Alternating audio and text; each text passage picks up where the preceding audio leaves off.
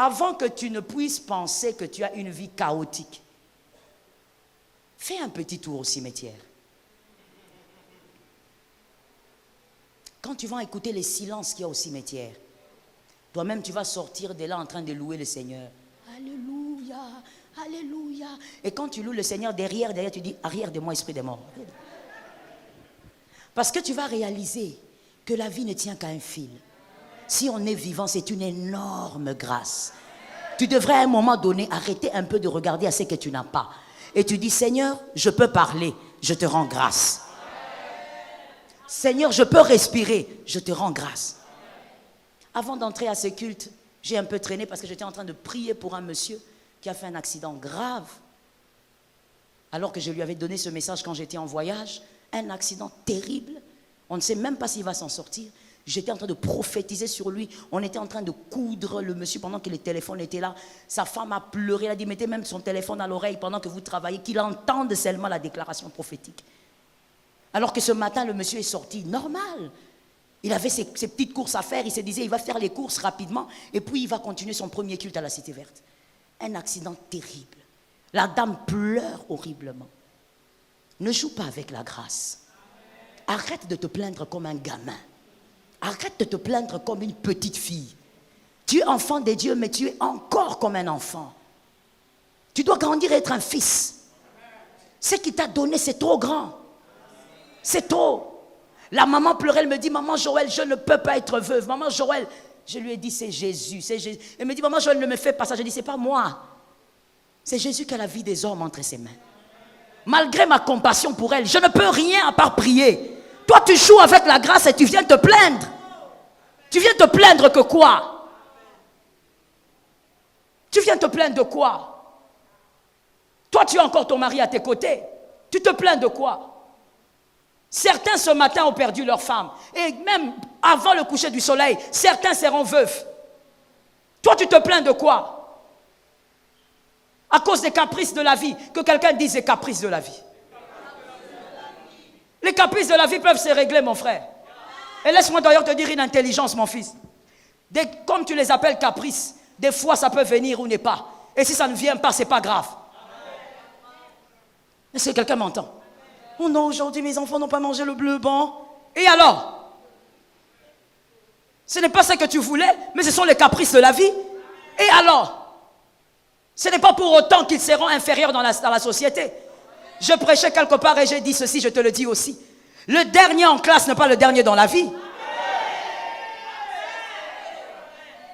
Celui qui ne mange que du pain sec, sans confiture, sans boudin et tout le reste, n'est pas forcément le dernier dans la vie.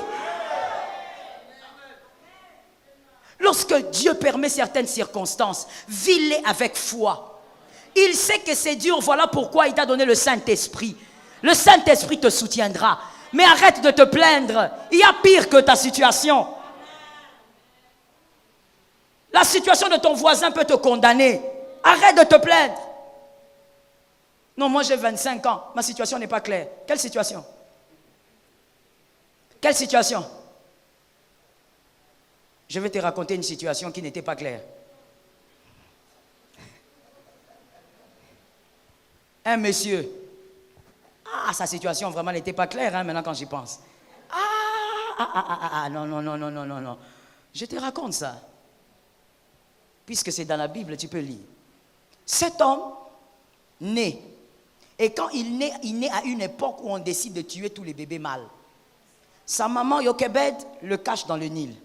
Dans le Nil, il y a les crocodiles. Donc depuis qu'il est bébé, lui, il ne fréquente pas les humains. Il fréquente les crocodiles.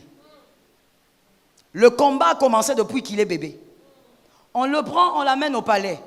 Il grandit bien, il y a la richesse, il y a tout. Il est même enseigné selon la science égyptienne.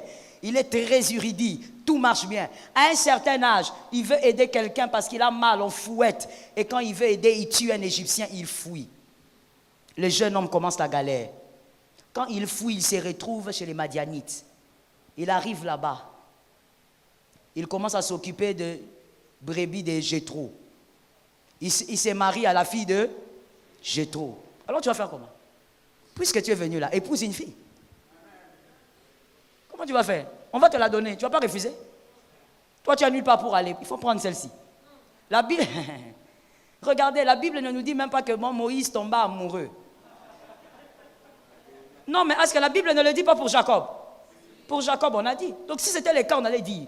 C'est pour dire seulement que Jacob n'était pas vraiment amoureux. Moïse n'était pas amoureux, mais situation de la vie. Il a pris la femme, il a mis. Moïse, tu as la femme, tu as maintenant un enfant, 2 enfants. Pars, nulle part où aller. Moïse reste sur son beau-père pendant 40 ans. 40 ans, dans la belle famille. Il mange la boule. Il boit. Vous savez, il y a des choses qui sont un peu choquantes. Je peux parler? Dis à quelqu'un, il faut serrer la ceinture maintenant. Je suis à la fin de la prédication. Il faut moi bombe. Hein? Il y a des choses choquantes dans la vie. Il ne faut pas faire ça. Moïse, voilà pourquoi on dit Mouto Saka Mouto. Malgré que c'est Moïse, mais Moïse, chez le beau-père, toi, tu fais des enfants. Belle-mère et beau-papa sont là-bas dans la chambre. Toi aussi dans la chambre. God forbid. Et puis, bizarrement, c'est qu'après quelques mois, on voit aussi Yokebed, les ventres gonflent. Donc, même le beau-papa s'est dit, non, moi, je suis ici, lui aussi. Nous sommes voisins, association.